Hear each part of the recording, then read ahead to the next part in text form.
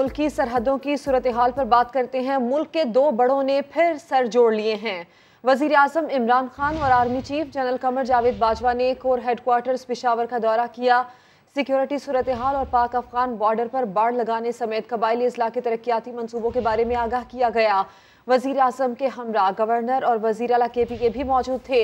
वजीर आजम ने यादगार शहदा पर फूलों की चादर भी चढ़ाई। बिल्कुल, मुल्क के दो बड़ों ने एक बार फिर सर जोड़ लिए हैं। वजीर आजम इमरान खान और army chief general Qamar Javed Bajwa ने कोर हेडक्वार्टर्स पेशावर का किया है दौरा। सिक्योरिटी सूरत हाल और पाक अफगान बॉर्डर पर बाड़ लगाने समेत कबायली अजला के तरक्याती मंसूबों के बारे में आगाह किया गया। वजीर आजम के हमरा गवर्नर और वजीर आला KPK भी मौजूद थे। वजीर आजम ने यादगार शहदा पर फूलों की चादर भी चढ़ाई। मुल्क की सियासत की बात करें तो हुक्मरान जमात तहरीक इंसाफ में हलचल मची है, जहां ओन चौधरी जहांगीर तरीन की हिमायत में वजीर आला पंजाब के मुआविन खुसूसी के ओहदे से मुस्ताफ़ी हो गए। पार्टी की अंदरूनी दरारें और धड़ेबंदी खुलकर सामने आने लगी है। मुआविन सियासी उमूर ओन चौधरी ने दो टोक कह दिया कि ओहदा छोड़ सकता हूं लेकिन जहांगीर तरीन को नहीं छोड़ सकता। राजा रियाज ने ओन चौधरी की जुर्रत को सलाम करते हुए वाजे कर दिया कि हमसे भी इस्तीफे मांगे गए तो देर नहीं करेंगे। अब्बास शबीर की रिपोर्ट। PTI में जहांगीर तरीन ग्रुप के हामियों से इस्तीफे मांगने का पिंडोरा बॉक्स खुल गया। वजीर आला पंजाब उस्मान बुज़दार से मुलाकात में मुआविन खसूसी ओन चौधरी मुस्ताफी। तहरीरी इस्तीफे में कहा, चीफ मिनिस्टर हाउस में बुलाकर जहांगीर तरीन से अलग होने का कहा गया। इनकार पर इस्तीफा मांगा गया।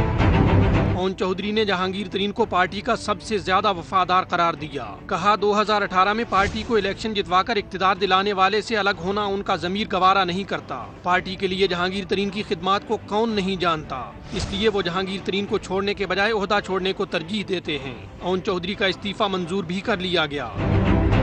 इस्तीफे में ओन चौधरी का पार्टी में अपने साथ रवा रखे जाने वाले सलूक का भी हवाला। सियासी पेशरफ्त पर तरीन ग्रुप का सख्त रद्द-ए-अमल भी सामने आ गया। MNA राजा रियाज का ओन चौधरी की जुर्रत को सलाम पेश करते हुए बड़ा ऐलान। कहा, हमसे भी इस्तीफे मांगे गए तो दे देंगे लेकिन जहांगीर तरीन का साथ नहीं छोड़ेंगे। आइंदा चंद रोज में किसी मुश्तरका फैसले का भी इंदिया। दबाव डालकर इस्तीफे लेने से पार्टी को नुकसान का इंतबाह भी कर दिया। अहम मामला इसी पर बात करने के लिए पाकिस्तान तहरीक इंसाफ के रहनुमा फयाजुल हसन चौहान साहब ने हमें ज्वाइन किया है। चौहान साहब, ओन चौधरी साहब ने अपना ओहदा छोड़ दिया, राजा रियाज भी कुछ ऐसी ही बातें करें कि तरीन ग्रुप को छोड़ने का कहा गया तो उनके भी इस्तीफे तैयार हैं। दरार अब वाज़ेह हो रही है, फॉरवर्ड ब्लॉक बन जाएगा या फिर मामला सुलझाया जाएगा? बिस्मिल्लाहिर्रहमानिर्रहीम। देखिए, पहली बात तो ये है कि ओन चौधरी साहब ने आज अपना रिजाइन देते हुए जो बीच में सारी रासलीला कहानी पड़ी है, वो अपनी औकात अपने कद से ज्यादा बढ़ के जो है ना उन्होंने अपने आप को प्रेजेंट करने पेश करने की कोशिश की है और जरा हीरोगिरी की तरफ जो है ना वो जाने की कोशिश की है। हकीकत ये है कि आज ओन चौधरी साहब, उनका भाई अमीन चौधरी MP है लाहौर से, और वजीर आजम पाकिस्तान इमरान खान साहब की खुसूसी शफकत के ऊपर उनको ये कोटा मिला था। आज वो रिजाइन करें, अगर वो 5000 से ऊपर वोट ले लें तो मैं सारी पूरी कौम का मुजरिम हूँगा। मतलब हैसियत और औकात तो ये है। और राजा रियाज साहब से भी मेरी गुजारिश ये है कि आप इतनी बातें करते हैं ना, आप सिंपल फैसलाबाद से रिजाइन कर दें, आप खुद रिजाइन कर दें और आप उसके बाद आज़ाद इलेक्शन लड़ लें फैसलाबाद से। आपको पता चल जाएगा, हरा समुंदर गोभी चुंदर बोल मेरी मछली की तरह पानी। मैं समझता हूँ कि अब ये कुड़कुड़ खत्म होनी चाहिए। स्पेशली जहांगीर तरीन साहब के ग्रुप के ये अफराद है ना, जो अपने आप को और जहांगीर तरीन साहब को इमरान खान साहब से ज्यादा शो करने की कोशिश करते हैं। ओन चौधरी साहब की जना के लिए इतलान अर्ज है और वो अच्छी तरह जानते हैं कि जहांगीर तरीन साहब आए थे 2011 के अंदर जो है ना पार्टी में, तो ये पार्टी जो है ना वो उससे 11 साल पहले जो है ना वो 14 साल पहले बन चुकी थी। और ये 15-25 साल वजीर आजम पाकिस्तान इमरान खान साहब की अनथक मेहनत थी, उनका विजन था, उनकी स्ट्रगल थी। लेकिन तो चौहान साहब, जहांगीर तरीन की पार्टी के लिए खिदमात आपके सामने हैं, जो अरकान मुनहरिफ हो रहे हैं वो भी ये कह रहे हैं कि जहांगीर तरीन साहब की बहुत खिदमात हैं। तो अगर ये सारे लोग, ये सारे रहनुमा इसी बात की बुनियाद रखकर साइड पर हो जाते हैं तो क्या पाकिस्तान तहरीक इंसाफ को जाने देगी? ये भी सुन लें, बिल्कुल क्लियर कट सुन लें, कोई साइड पे नहीं होगा। जो साइड पे होगा उसको उसकी हैसियत और उसकी औकात समझ में आ जाएगी। बात यह है कि तरीन साहब से मेरे बड़े भाई हैं, मेरे बुजुर्ग हैं, मैं उनकी बड़ी इज्जत करता हूं। मैं उनसे आपके समा चैनल के जरिए से गुजारिश करूंगा कि आप अपना चीनी बहरान का, चीनी स्कैंडल का जो केस है उसको एक प्रोफेशनल तरीके से जनाब उसको एक फेस करें, उसको ग्रेसफुली फेस करें। ये ग्रुप बना के, धड़े बना के अगर आप ये समझेंगे कि आपको इधर से कोई रिलीफ मिल जाएगा, ये गलतफहमी है, ठीक है ना जी। और पीटीआई के अंदर सिर्फ एक ग्रुप है, एक धड़ा है, एक नाम है, एक सोच है, एक फिक्र है, उसका नाम इमरान खान है। अगर आप समझते हैं कि कोई ग्रुप धड़ा बना के आपको कोई जनाब रिलीफ मिलेगा या कोई आपको सुकून मिल जाएगा, तो ये गलतफहमी है। अगर आप गिल्टी ना हुए तो आप इस एहतसाब के प्रोसेस से जो है नीट एंड क्लीन होकर बाहर आ जाएंगे।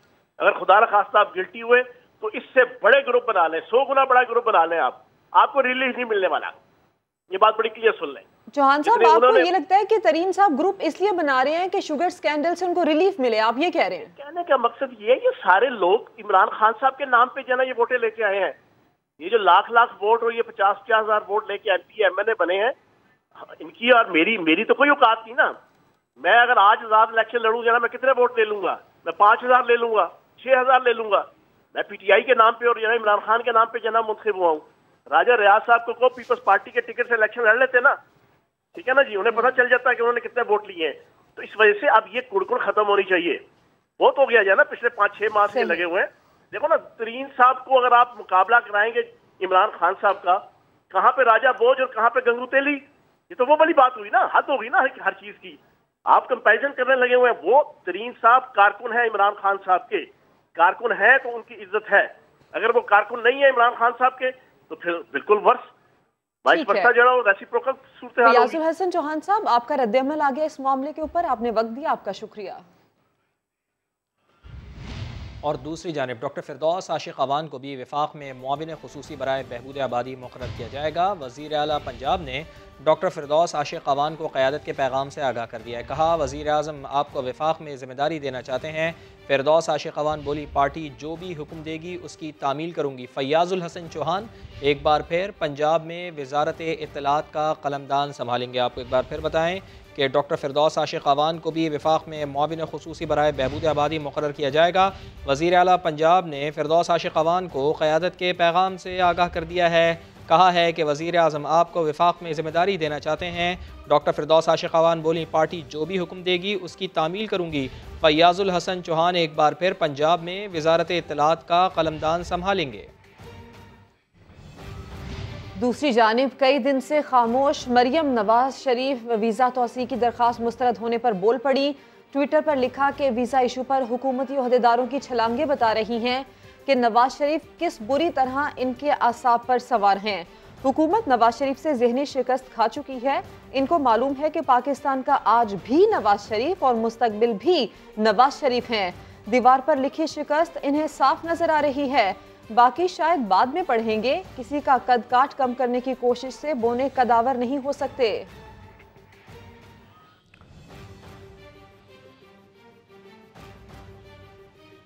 और बरतानवी हुकूमत की जानब से नवाज शरीफ के वीज़ा तौसी में इनकार। वफाकी वज़रा ने एक बार फिर साबिक वज़ीर आज़म को आड़े हाथों ले लिया। कहते हैं कॉफ़ी पीने और पोलो मैच देखने के दिन ख़त्म हो गए। नवाज शरीफ को लाल झंडी दिखा दी गई, अब उन्हें वतन वापस आना होगा। वज़ीर दाखिला शेख रशीद कहते हैं नवाज शरीफ जब भी आएंगे सीधा जेल जाएंगे। नवाज शरीफ की वीज़ा तौसी की दरख्वास्त मुस्तरद होने के बाद हुक्मरान जमात ने लीगी कायद के खिलाफ मुहाज गर्म कर दिया।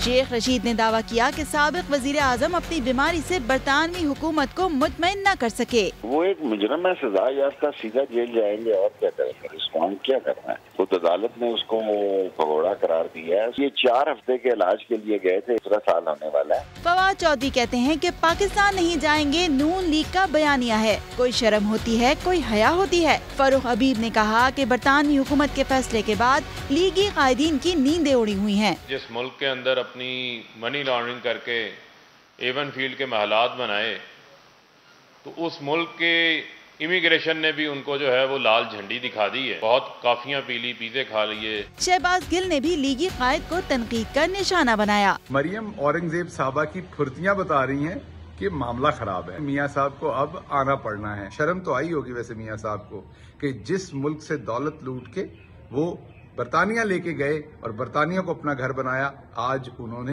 वीजा देने से इनकार किया। फिरदौस आशिक अवान का कहना था कि साबित हो गया कि जिले सुबहानी मर्ज का ढोंग रचा रहे थे। बरतानिया ने झूठ का पर्दा फाश कर दिया।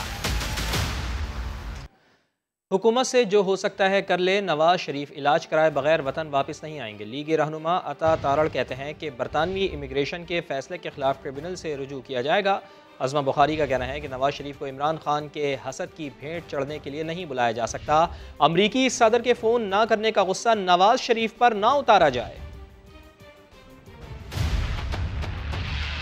मियां नवाज शरीफ जब उन्हें डॉक्टर्स डिक्लेयर करेंगे कि वो फिट हैं, वो वापस आएंगे। वो कानूनी तौर पे बरतानिया में मुकीम है। होम डिपार्टमेंट ने जो तौसी नहीं की, उसका अगला स्टेप ट्राइब्यूनल है। ट्राइब्यूनल में ये केस चलेगा, जहां पे हम मेरिट्स पे अपने दलाइल देंगे। हम अपर ट्राइब्यूनल के पास भी जा सकते हैं अगर जरूरत पड़े तो। आपके शोर मचाने से, आप पिछले 3 साल से शोर मचा रहे हैं। मियां नवाज शरीफ साहब को आपने भेजा है, अब थोड़ा इंतजार करो, आएंगे, क्योंकि वहां पे वो अपना इलाज भी करवा रहे हैं और आपका इलाज भी भरपूर कर रहे हैं। कि सियासत का महवर ही मियां नवाज शरीफ हैं। दिन रात वो यहाँ पे थे, वो खौफ की अलामत थे इनके लिए। जेल को बाहर गए हैं, वो खौफ की अलामत है। कोविड की वजह से जो अस्पताल बंद थे वो अब खुल गए हैं। उनका इलाज मुआवजे का सिलसिला वहाँ पे जारी है। तो आपको अगर उनकी कॉफी से तकलीफ होती है तो एक की जगह 2 कप पिया करेंगे आपको दिखाने के लिए। आपको अगर उनकी पोलो मैच देखने पे तकलीफ है तो मैं उनसे गुजारिश करूंगा कि हर हफ्ते पोलो मैच देखा करें जाके। हुकूमत पाकिस्तान से जो हो सकता है कर लें। मियां नवाज शरीफ इलाज कराए बगैर वापस नहीं आए। नवाज शरीफ साहब का मुल्क है पाकिस्तान, उनको यहाँ वापस आना है हर सूरत हाल के अंदर। इमरान खान के बुग़्ज़ और हसद की भेंट चढ़ने के लिए नवाज शरीफ साहब को यहाँ बुलाया नहीं जा सकता। बाइडन फोन नहीं करता, अब इसका गुस्सा नवाज शरीफ पे क्यों उतारते हैं? शहबाज शरीफ को आगे लेकर आएं वरना देर हो जाएगी। सीनियर लीगी पार्लियामेंटेरियन ने नवाज शरीफ को मशवरा दे दिया।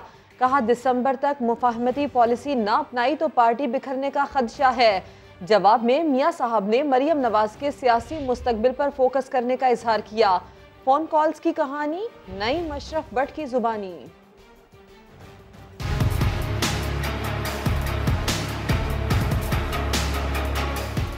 आज़ाद कश्मीर और सियालकोट इंतखाबात में शिकस्त के बाद नून लीग के मुफाहमती रहनुमाओं ने नवाज शरीफ पर दबाव बढ़ाना शुरू कर दिया। ज़राए के मुताबिक मुस्लिम लीग नून के सीनियर रुकने पार्लियामेंट ने नवाज शरीफ से फोन पर राबता करके कहा है कि हमारे पास 4 माह का वक्त है। अगर दिसंबर तक शहबाज शरीफ को आगे ना लाया गया तो बहुत देर हो जाएगी।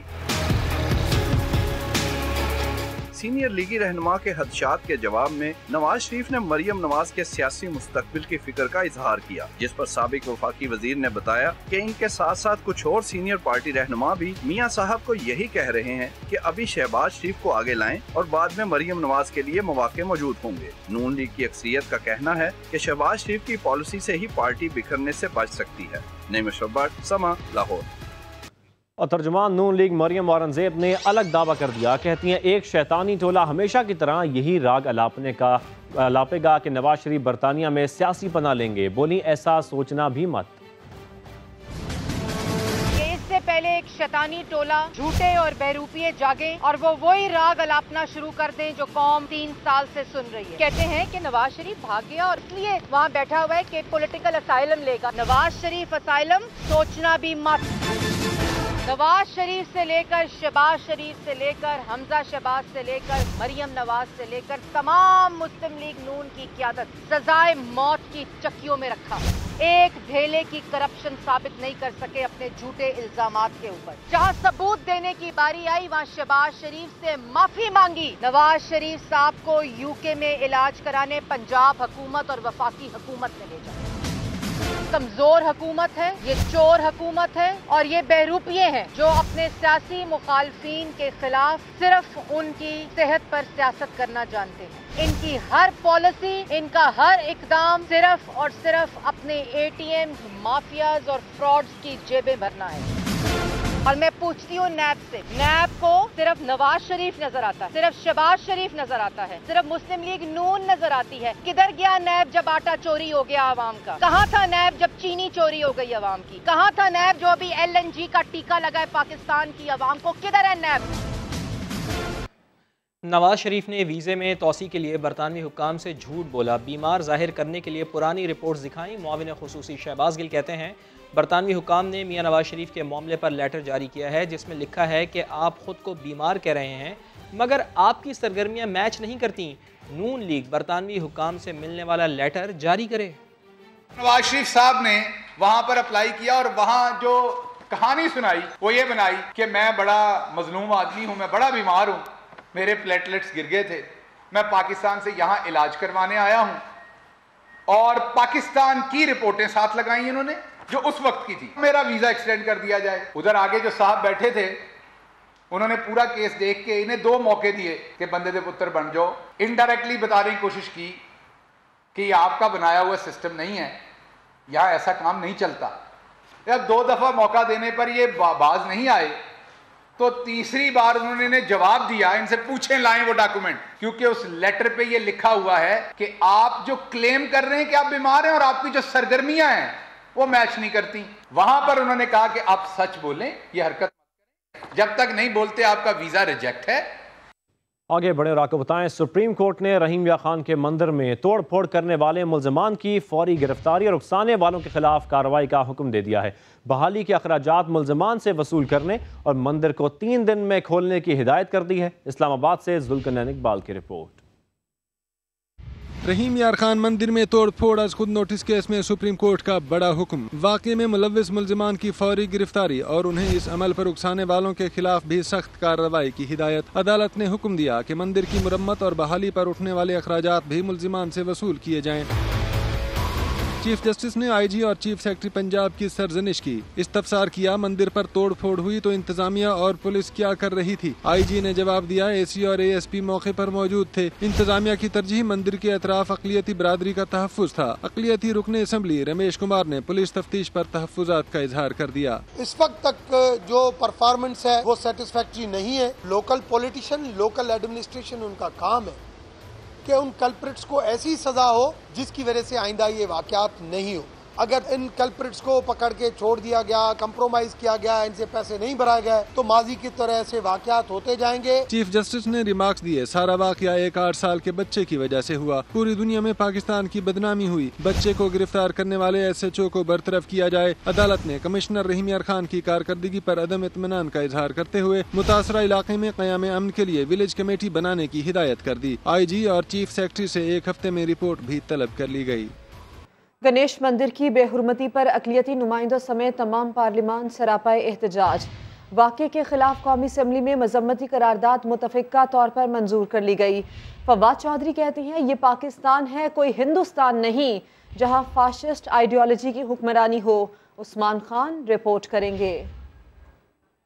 कौमी असम्बली ने हिंदू इबादत गाह की बेहुरमती नाकाबिले बर्दाश्त करार दे दी। ऐवान में मौजूद तमाम जमातों के अरकान पार्लिमान हम आवाज। अक़लियती, हुकूमती और अपोजिशन नुमाइंदों ने मुतफ़िक़ा मजम्मती करारदाद मंजूर कर ली। हिंदुओं से भरपूर इजहार यकजहती, जिम्मेदारान को कैफरे किरदार तक पहुँचाने पर जोर। ये ऐवान भी इस अज़म का इआदा करता है कि अक़लियतों के हकूक़ और इबादत गाहों का भरपूर तहफ़्फ़ुज़ किया जाएगा।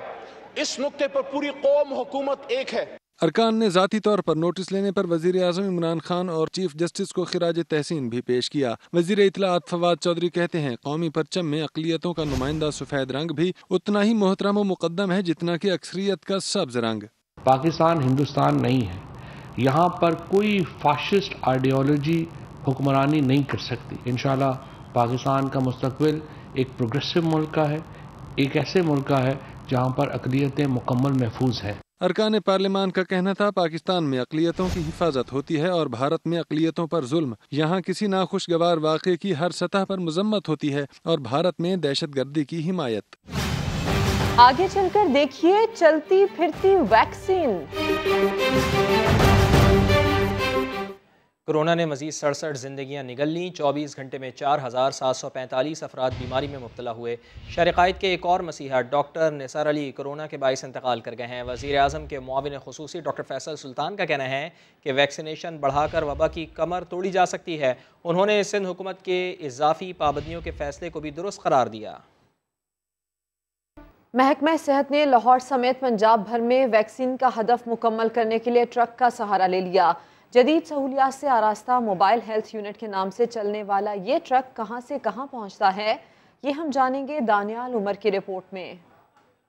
पंजाब हुकूमत ने चलती फिरती वैक्सीन की सहूलत भी शुरू कर दी है। ये कैसे काम करती है, आइए चलते हुए ही देखते हैं।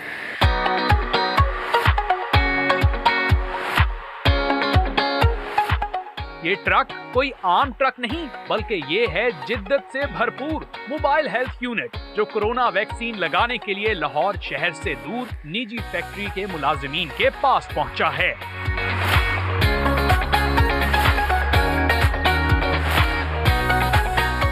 जदीद मोबाइल हेल्थ यूनिट में मर्द और खवातीन मेडिकल ऑफिसर्स की सहूलत मौजूद है।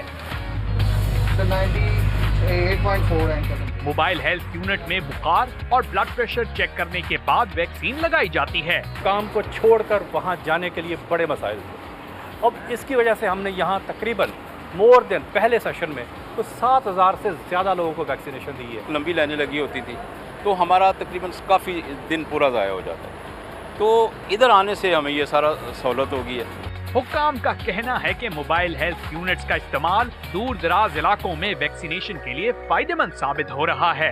हमने अपनी स्ट्रेटजी चेंज की according to the needs and demands of the persons and the people and different organisations. इस तरह से हम चाह रहे हैं कि लोगों को इनकरेज किया जाए और अवेयरनेस कैंपेन हम कर रहे हैं, प्रॉपर एडवाइजरी जो है वो भी हम जारी करते हैं। पंजाब में 15 मोबाइल हेल्थ यूनिट्स रोजाना की बुनियाद पर 8 से 10,000 अफराद की वैक्सीनेशन में मुआवन साबित हो रहे हैं। कैमरामैन मोहसिन इकबाल के साथ दानियाल उमर, समा, लाहौर। और कोरोना वायरस पर काबू पाने के लिए एशियाई तरक्याती बैंक ने पाकिस्तान के लिए मजीद $50 करोड़ कर्ज की मंजूरी दे दी है। कोरोना वैक्सीन की 3 करोड़ 98 लाख खुराकें खरीदी जा सकेंगी। इस्लामाबाद से शकील अहमद की रिपोर्ट। कोरोना वायरस का फैलाव रोकने और इंसानी जानों के नुकसानात में कमी लाने का मिशन। एशियाई तरक्याती बैंक की जानिब से पाकिस्तान के लिए मजीद $50 करोड़ कर्ज मंजूर। फंड्स कोरोना वैक्सीन के अलावा दीगर हिफाजती इक़दामात और वजारत सेहत की इस्तेदाद कार बढ़ाने में इस्तेमाल होंगे। इस रकम से पाकिस्तान अपने शहरियों के लिए कोरोना की 3 करोड़ 98 लाख खुराकें खरीद सकेगा।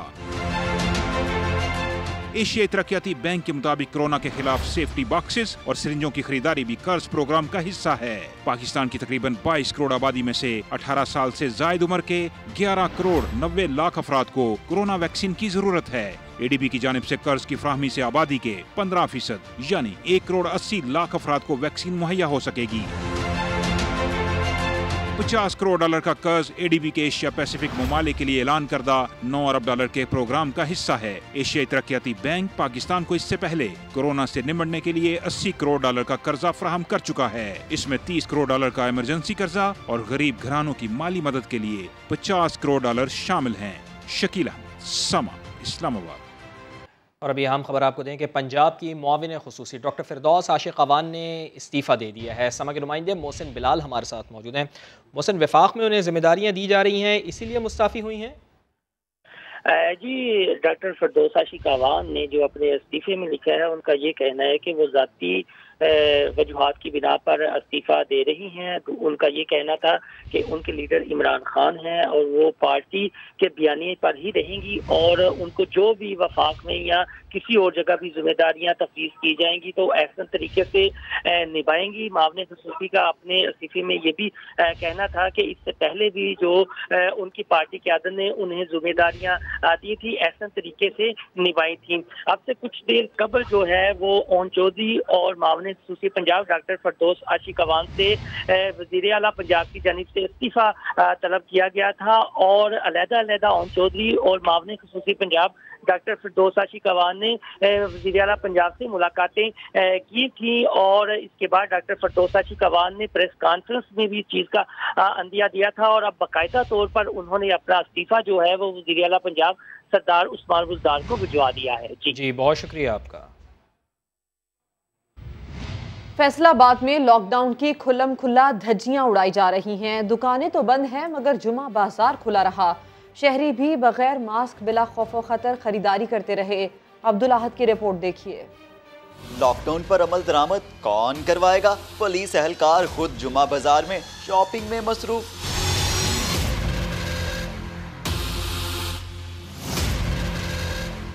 फैसलाबाद में 2 रोज मार्केट्स बंद करने के ऑर्डर हुए। दुकानें तो बंद हुई मगर कचहरी बाजार में लगे जुम्मा बाजार पर आवाम का रश लगा रहा।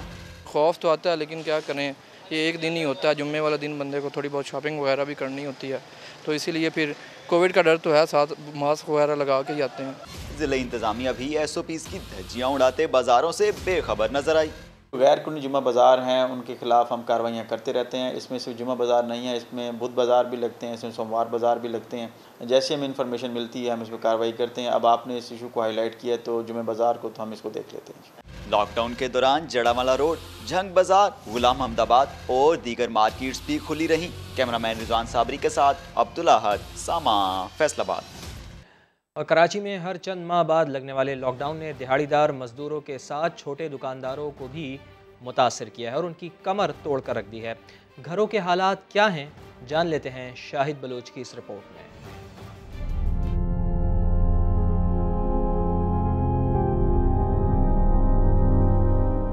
कराची की गलियों और बाजारों में लॉकडाउन की वीरानी है।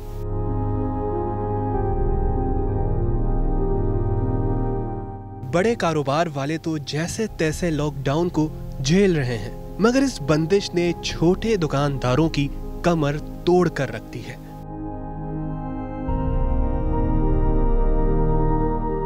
नेवल कॉलोनी में मोबाइल एसेसरीज की छोटी सी दुकान चलाने वाले परवेज के घर में भी खाने के लाले पड़े हैं।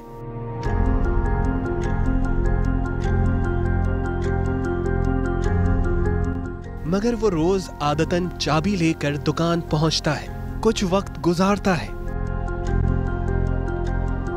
और फिर किसी दोस्त यार से चंद 100 रुपए उधार लेकर घर लौट आता है।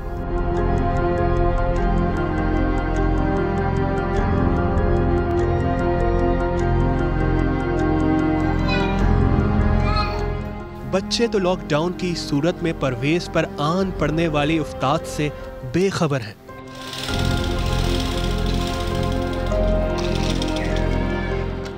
मगर माँ तो माँ होती है ना, जो बेटे का चेहरा देखकर ही समझ जाती है कि खाली हाथ लौटने वाले बेटे पर क्या गुजर रही है। मेरे घर में सिर्फ एक लड़का है, बस एक दुकान है, बस हम खाने वाले कितने हैं, कोई पूछता भी नहीं तुमने खाया रात को, बच्चे को सच नहीं खाया। सारा दिन मेरे लड़का की दुकान बंद करते आते, 100 देते या 200 देते, इसमें से क्या होता है। परवेज बलोच का सिंध हुकूमत से यही शिकवा है कि वो लॉकडाउन लगाते हुए इस जैसे लोगों का कुछ तो एहसास करे। वो नहीं ये सोचते कि खाएंगे कहाँ से। जब से लॉकडाउन लगा हुआ है हम घर में बैठे हुए हैं, खाने को मतलब यहाँ तक कि जो था वो भी खत्म हो गया है। अब इतना कर्जदार हो चुका हूँ कि मैं घर के बाहर भी नहीं निकल सकता, कि लोगों को जो कर्जा देना है, जो लिया हुआ था, जो खाया है हमने। बाप के साथ बेफिक्री से खेलते नन्हे को क्या पता कि चेहरे पर मुस्कुराहट सजाने के लिए परवेज को कितने अंदेशों को दबाना पड़ता है। दुकान बंद है, लॉकडाउन है, लॉकडाउन में गरीब क्या करेगा।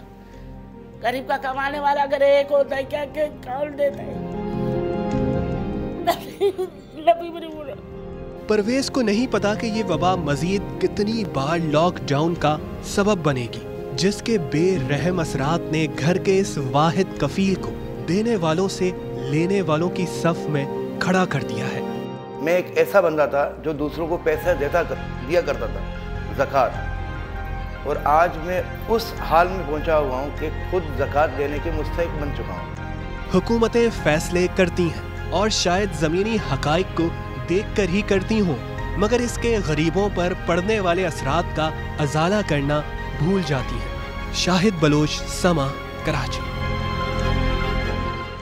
एक हफ्ते के दौरान क्या महंगा क्या सस्ता हुआ, इदारा शुमारियात ने अदाद-ओ-शुमार जारी कर दिए। महंगाई में 0.12% इजाफा रिकॉर्ड किया गया। शरह 12.4% हो गई। 17 अशियाए ज़रूरिया महंगी हुई, 11 सस्ती हुई। बात करेंगे शकील अहमद से। शकील, बताइए मजीद। देखिए, जो 5 अगस्त को वीक कंक्लूड हुआ है उसमें अगर पिछले साल से कंपैरिजन करें तो मिर्च, घी, कुकिंग ऑयल की कीमतों में 32 से 36% तक इजाफा हुआ है और बिजली की कीमत 60% बढ़ी है, LPG की 58% तक। लेकिन पिछले हफ्ते भी अगर आप देखें अशिया की कीमतों में इजाफा हुआ है। 17 अशिया महंगी हैं, 11 मसनूआत सस्ती भी हुई हैं। अलबत्ता 23 की कीमतों में इस्तेहकाम रहा है। आइटम्स की बात करें तो लहसुन जो है वो 10 रुपये महंगा हुआ है, 234 तक पहुंच गया। LPG घरेलू सिलेंडर जो है वो 72 रुपये महंगा हुआ और कीमत 2000 रुपये से तजावुज कर गई। पेट्रोल 1 रुपये 71 पैसे महंगा हुआ और कीमत 120 रुपये से ऊपर चली गई। अलबत्ता टमाटर तकरीबन 13 रुपये किलो सस्ते हुए। चिकन की कीमतों में 6 रुपये कमी आई और अंडे और दाल मूंग वगैरह कुछ आइटम ऐसे हैं जो कि सस्ते भी हुए हैं। जी, आगाह करने के लिए आपका शुक्रिया शकील अहमद। सिंध काबीना में गैर मुंतखब अरकान की तादाद वफाकी काबीना से भी ज़्यादा हो गई। 21 गैर मुंतखब मुआवनीन खुसूसी समेत 4 गैर मुंतखब मुशीर सिंध काबीना का हिस्सा बन गए। संजय साधवानी की रिपोर्ट देखिए। सिंध हुकूमत ने वफाकी काबीना को भी पीछे छोड़ दिया। सिंध काबीना के अरकान की तादाद वफाकी काबीना से तजावुज कर गई। वजीर आला सिंध ने मजमूई तौर पर 13 नए मुआविन खुसूसी और 3 मुशीरान सूबाई काबीना में शामिल कर लिए हैं, जिसके बाद वुज़रा, मुशीरान और मुआविनीन खुसूसी की मजमूई तादाद 48 तक जा पहुँची है। सिंध काबीना में 25 मुआविनीन में से 21 गैर मुंतखब हैं, जबकि 5 मुशीरान में से 4 भी गैर मुंतखब हैं। सिंध काबीना में मजमूई तौर पर 25 गैर मुंतखब अरकान हैं, जबकि वफाकी काबीना में ये तादाद 17 तक महदूद है। वज़ीर आला सिंध के 25 मुआविनीन में से 10 के पास कोई महकमा ही नहीं। संजय साधवानी, समा, कराची।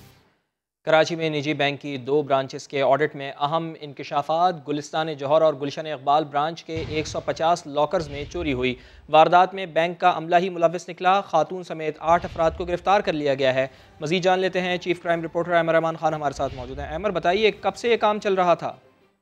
जी, गुज़िश्ता कई माह से निजी बैंक की 2 ब्रांचेस हैं, उसमें अमला जो है वो इस चोरी में मुलव्विस था कि गुलशन इकबाल और गुलिस्तान जौहर की जो 2 ब्रांचेस हैं उसमें अमला लॉकर्स में रखा हुआ सामान तब्दील कर रहा था, सोना रखा हुआ था, पैसे रखे हुए थे, उनको जो है वो उनसे चीजें चोरी की जाती थी। मजीद जो है वो उसको या तो दूसरे बैंक से उन्हीं चीजों को दिखाकर कर्जा हासिल कर लिया जाता था या फिर महंगी चीजों की खरीदारी की जाती थी। पुलिस को जब ये पता चला है तो अब 8 अफराद हैं जो कि गिरफ्तार किए गए हैं उसी निजी बैंक के, और उनसे जो है वो 3 किलो सोना, 20 लाख रुपए नकदी, जबकि 4 गाड़ियां भी बरामद की गई हैं। अभी इनके मजीद जो है वो पूछा जा रहा है कि कौन कौन अमले का शख्स है जो इनके साथ मुलव्विस था, इन कार्रवाइयों में इनका साथ देता था। अभी जो है वो आगा मंसूर कामरान और जो दीगर लोग हैं उनको जो है वो इस वक्त जो है वो मजीद उनसे पूछताछ जो है वो की जा रही है। बहुत शुक्रिया आपका अमर।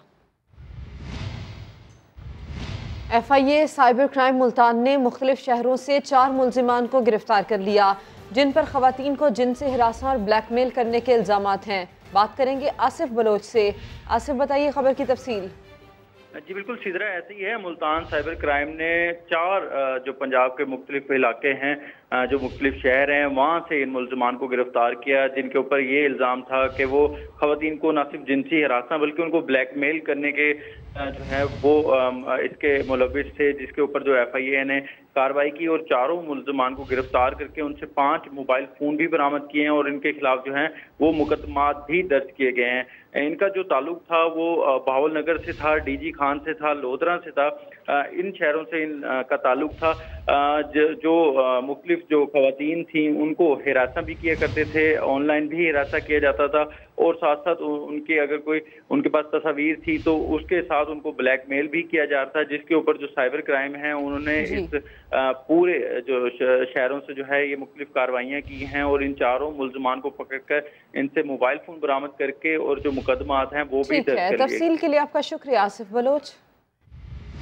इस्लामाबाद की यूनिवर्सिटी में डिलीवरी बॉय के साथ ज़्यादती का दूसरा मुल्जिम भी गिरफ्तार। दोनों मुल्जिमान इब्राहिम खान और महमूद अशरफ को जुडिशल रिमांड पर जेल भेज दिया गया। इंटरनेशनल इस्लामिक यूनिवर्सिटी में डिलीवरी बॉय के साथ ज़्यादती के केस की समाअत डिस्ट्रिक्ट एंड सेशन कोर्ट में हुई। केस में नामजद मुल्जिमान इब्राहिम खान और महमूद अशरफ को अदालत में पेश किया गया। पुलिस ने इस्तदा की कि दोनों मुल्जिमान से तफ्तीश के लिए उनका 7 रोज़ा जिस्मानी रिमांड दिया जाए। अदालत ने पुलिस की दरख्वास्त मुस्तरद करते हुए मुल्जिमान को जुडिशल रिमांड पर अडियाला जेल मुंतकिल करने का हुक्म जारी कर दिया। जज मुबशर हसन ने हुक्म दिया है कि मुल्जिमान को 20 अगस्त को दोबारा पेश किया जाए। भारत की तमाम साजिशें दम तोड़ गईं। कश्मीर प्रीमियर लीग का आगाज़ हो गया। कश्मीर प्रीमियर लीग की इफ्तिताही तकरीब मुजफ्फराबाद स्टेडियम में जारी है। तकरीब का आगाज़ पाकिस्तान और कश्मीर के कौमी तरानों से किया गया। पैराग्लाइडर्स पाकिस्तानी परचम लेकर मैदान में उतरे। तकरीब में म्यूज़िक का तड़का भी लगाया जाएगा। इफ्तिताही मैच मीरपुर रॉयल्स और रावलाकोट हॉक्स के दरमियान होगा। लीग में मजमूई तौर पर 19 मैचेस खेले जाएंगे। 12 मैचेस डे नाइट शेड्यूल हैं, जबकि फाइनल 17 अगस्त को खेला जाएगा। क्योंकि क्रिकेट के मैच के लिए 2 टीम्स की तो जरूरत जरूर होती है। जाएगा मीरपुर रॉयल। बुलंद पहाड़, आबशार, झरने और खूबसूरत झीलें। ज़िला घांचे के हेडक्वार्टर खपलू में सयाहों की तवज्जो की सारी चीज़ें मौजूद हैं।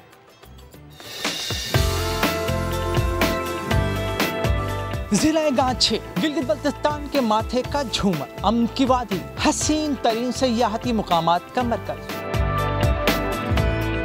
और इसका हेडक्वार्टर्स खपलू। घने जंगलात, खूबसूरत पर्वत और इससे गिरता झिलमिल करता साफ पानी, जिसका चप्पा चप्पा दिल फरेब दिलकश है। बहुत सारे टूरिस्ट यहाँ पे आ रहे हैं और जगह इंतहाई खूबसूरत है और यहाँ पे आपको हर चीज़ मिलेगा। व्यू पॉइंट से पूरे खपलू शहर का नज़ारा किया जा सकता है। यहाँ से आप नज़ारा कर सकते हैं खपलू फोर्ट का, शाही प्लोग्राउंड जो कि हल्दी कोन्स है, सिलसिला कार्यक्रम की जो दिलफरेब नज़ारे हैं। यहाँ से आप बहुत ही खूबसूरत जो खपलू बाला, खपलू पॉइंट और यहाँ से हंजोर ब्रुक का नज़ारा कर सकता है। मुकामी लोग कहते हैं सयाहों को खपलू व्यू पॉइंट तक लाने के लिए हुकूमत और ज़िला इंतज़ामिया को इक़दाम करने चाहिए ताकि ये खूबसूरत नज़ारे उनके दिलों में घर कर जाएं। जुल्फ़िकार अली सिद्दीकी, समा, गांचे। अभी लेंगे एक ब्रेक, जिसके बाद होंगी हेडलाइंस। देखते रहिए समा।